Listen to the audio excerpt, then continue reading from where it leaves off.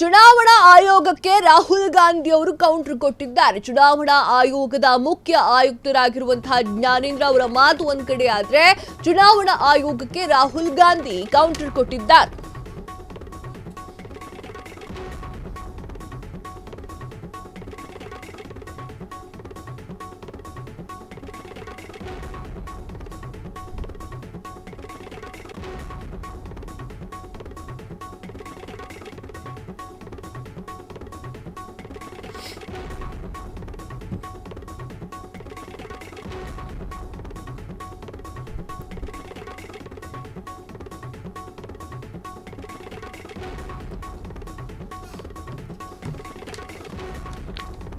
ಚುನಾವಣಾ ಆಯೋಗಕ್ಕೆ ರಾಹುಲ್ ಗಾಂಧಿ ಕೌಂಟರ್. ಬಿಹಾರದಲ್ಲಿ ಮತ ಚೋರಿ ಆಗಿರೋದು ಸತ್ಯ.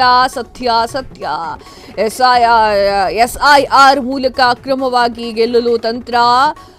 ಎಲ್ಲ ಅಸೆಂಬ್ಲಿ ಲೋಕಸಮರದಲ್ಲಿ ಮತ ಚೋರಿಯಾಗಿದೆ. ಆದರೆ ಇನ್ನು ಮುಂದೆ ಹೀಗೆ ಆಗ್ಲೂ ಬಿಡೋದಿಲ್ಲ. ದೇಶದೆಲ್ಲೆಡೆಯೂ ಕೂಡ ಮತ ಚೋರಿ ಆಗ್ಲಿಕ್ಕೆ ನಾನು ಬಿಡೋದಿಲ್ಲ. ಬಿಜೆಪಿ ಚುನಾವಣಾ ಆಯೋಗಕ್ಕೆ ರಾಹುಲ್ ಗಾಂಧಿ ಅವರು ಎಚ್ಚರಿಕೆಯನ್ನ ನೀಡಿದ್ದಾರೆ.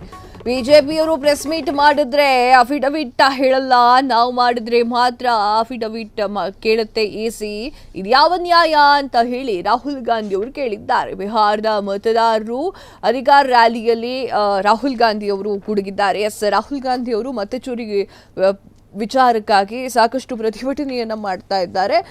ಅವರು ಆಯೋಗದ ಮೇಲೆ ನೇರವಾಗಿ ಆರೋಪವನ್ನು ಮಾಡ್ತಾ ಇದ್ದಾರೆ. ಬಟ್ ಆಯೋಗದ ಮುಖ್ಯಸ್ಥರಾಗಿರುವಂತಹ ಜ್ಞಾನೇಶ್ ಕುಮಾರ್ ಅವರು ಇದರ ಬಗ್ಗೆ ತಲೆಗೆಡಿಸ್ಕೊಳ್ತಾ ಇಲ್ಲ. ಏನ್ ಹೇಳಿದ್ರು ಅವರು ಅಂತಂದ್ರೆ, ನೀವು ಇವಾಗ ಬಂದು ಹೇಳಿದ್ರೆ ನಾವೇನ್ ಮಾಡಕ್ಕಾಗತ್ತೆ, ನಿಮ್ಮ ರಾಜಕೀಯ ಕೆಸರೆರಚಾಟಕ್ಕೆ ಆಯೋಗದ ಹೆಸರನ್ನ ನೀವು ತರ್ತಾ ಇದ್ದೀರಾ, ನಮ್ಮ ಹೆಗಲ್ ಮೇಲೆ ಬಂದು ಗಿಟ್ಕೊಂಡು ನೀವು ರಾಜಕೀಯ ಆಟವನ್ನ ಮಾಡ್ತಾ ಇದ್ದೀರಾ ಅಂತ ಹೇಳಿ ಫುಲ್ ಗರಂ ಆಗಿದ್ದಾರೆ. ಇದಕ್ಕೆ ರಾಹುಲ್ ಗಾಂಧಿ ಅವರು ಕೌಂಟರ್ ಕೊಟ್ಟಿದ್ದಾರೆ.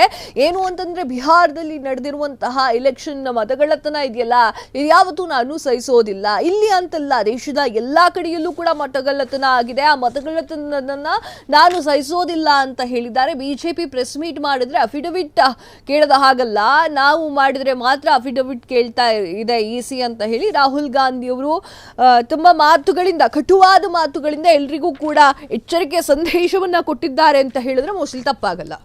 ಕ್ಷಣ ಕ್ಷಣದ ಸುದ್ದಿಗಳಿಗಾಗಿ ಫ್ರೀಡಂ ಟಿವಿ ಸಬ್ಸ್ಕ್ರೈಬ್ ಮಾಡಿ, ಲೈಕ್ ಮಾಡಿ ಹಾಗೂ ಫಾಲೋ ಮಾಡಿ.